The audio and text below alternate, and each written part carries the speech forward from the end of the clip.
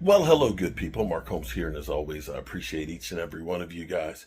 So we're here at the Red Brick House, and kind of slowed down a little bit. In fact, I think I've been kind of just enjoying the place, and the holidays have been gone through, the end of the football season, and I'm kind of catching my breath. But we're doing a lot of little things here at the Red Brick House. There's a lot of little stuff, little pieces of things that we need to do that we're just kind of getting to now. One of those is, you'll remember, I ended up opening up this fireplace. Unfortunately, when I did it live, I was showing a whole lot of butt. So I apologize for doing that. But when you get to be old, I call it old man butt. Because what happens is you get to be like a reverse V. You got less butt and more stomach, and it kind of pushes your stuff down, your pants down. And now I understand why you see a lot of old men with suspenders, because the belt does not help you. Be that as it may, I apologize for that.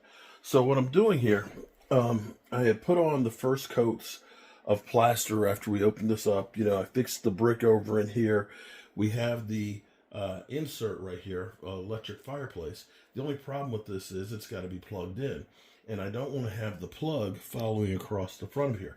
So inside here, we actually have a junction box with power, because you can see we have the outlets up on top, which is nice. So that way, like over here, we have the lamp, and this is a old, very, very old lamp, and the typewriter. It's kind of a nice effect. So having power here with the shelves, to me, is incredible. So what we're doing here is, or what I'm going to do here, and this is going to be fun because this brick section in here is about 20 inches deep, and my drill bit isn't quite as far as I need it to be. But what I'm going to do is I'm going to chip down here in the back corner. This has all been redone. That's nice and solid. But back there in the corner, I'm going to chip out a section to be able to put a electric box in there, and that'll give me a little more space to get closer to being able to drill into the cabinet.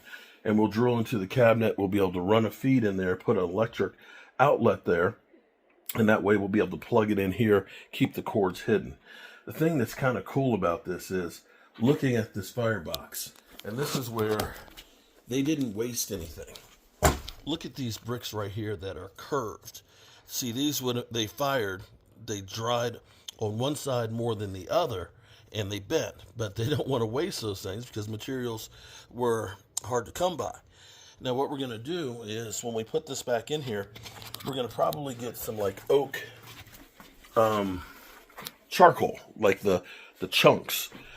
And we're going to put those in there in the bottom, so that way it'll look like burnt wood that's in there, and it'll help to even this out. So when we put the fireplace in there, it'll blend in a little bit better.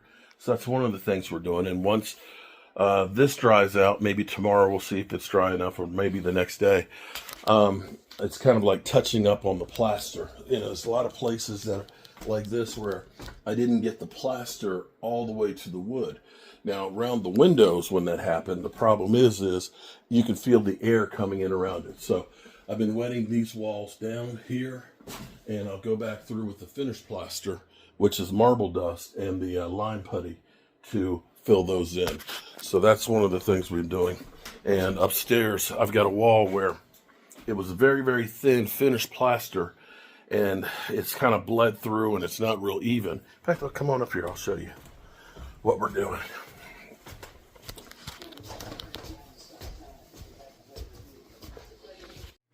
So things we want to do this morning. So I've got to, this is a project that has been kind of messing with my mind here, because we're going to make this a drawer, but not only a drawer, we're going to make this so that way we can put a piece on top of this, or make it so that it opens up to be able to put a piece on top of it to use it as a nightstand.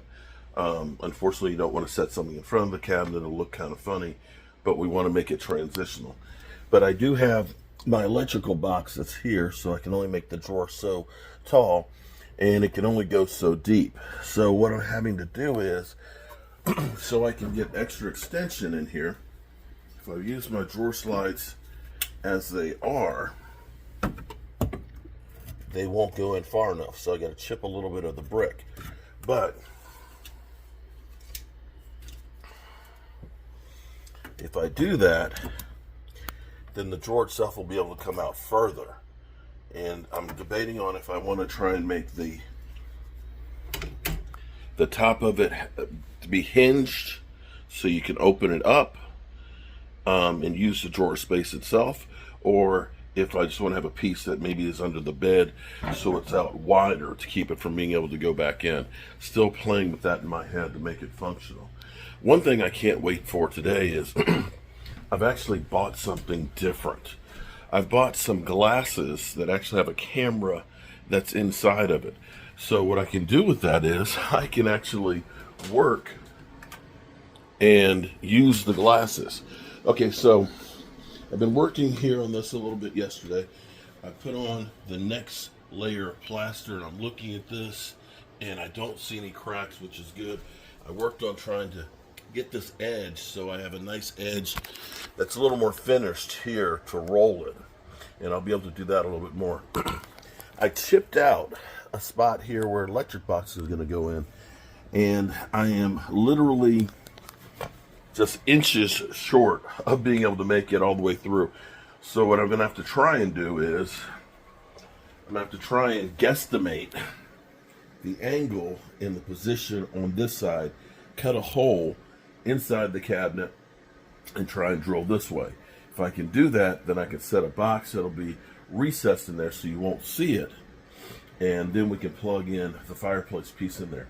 But definitely a lot better. We'll put the finished coat of plaster on top of this and then probably lime wash with just a little bit of color, but definitely a much better improvement. Upstairs we've been working on some of the plaster too in some places. And this may be dried out enough today to go ahead and start doing the finished plaster, and that's where I'm going to go around the doors and stuff here with the finished plaster and around the outlet you can see down there. It's all the little things that are time consuming but make a difference when you're doing a project. So this will be nice to be able to get this done, get this floor cleaned up and stuff, get the fireplace piece in there, and then I can work on finishing off the mantle. Yeah, all things that are good. I hadn't planned on being down here this much right now, but we have a little family thing that we have to help take care of. It's a good thing. A good thing that we have this place so we have a place to stay while we're doing this. But I am going to be going up to Pennsylvania and redoing a bathroom. Probably going to go up there and look at it on Tuesday. Supposed to get some snow tonight and tomorrow, so this weekend won't be good. So that's going to be fun. So let me go and get my coffee going and go pick up my electric box and stuff that I need so I can start getting ready to get this thing put in place. This is going to be another thing that will be really, really nice to see once. Okay, so up here we were going through and trying to get ourselves a good edge into the to the brick, and so we ended up using the sand plaster because it needed to be a little bit thicker, but this worked out perfectly. I've just wet it down again. It is actually already nice and solid, so maybe later today we'll be able to go ahead and do the finished plaster on there. What I did was with the sponge float is take that with a bunch of water to kind of feather it in. That's one of the things that I didn't know how to really do before, and I've kind of learned more and more as I've done more and more plaster because I just didn't know. But the more you do something, the more you learn how to do it. So once this gets the white plaster on here, I'll be able to even up. You can see up here, like there's a spot right there where I originally went over and didn't know about feathering it as well. But once we get that put on there, that'll make this corner look so much better. Now we've got over here, we've got these really cool pieces. I've got to do some work on this because the veneer is coming off of this, and I've got to be real careful pulling it off and then re-putting it on. But this is an RCA, an original RCA radio phonograph. This is actually a drawer. I've got to reattach the handles on here, but it's a drawer that pulls out for the record. So this will be really nice to get this up and just have it as a nice little piece. Figure out how to, there we go down with it. There we go. So another little piece that's old here, like me, at the red brick house. But it's getting there bit by bit. We've gotten all of our molding on in here. Once we finish the plaster, we'll get all that caulked in really nice, and that'll blend in well, and so on. I'm thinking about doing some hidden rope lighting on the inside of the cabinets to see, just go up and come back down.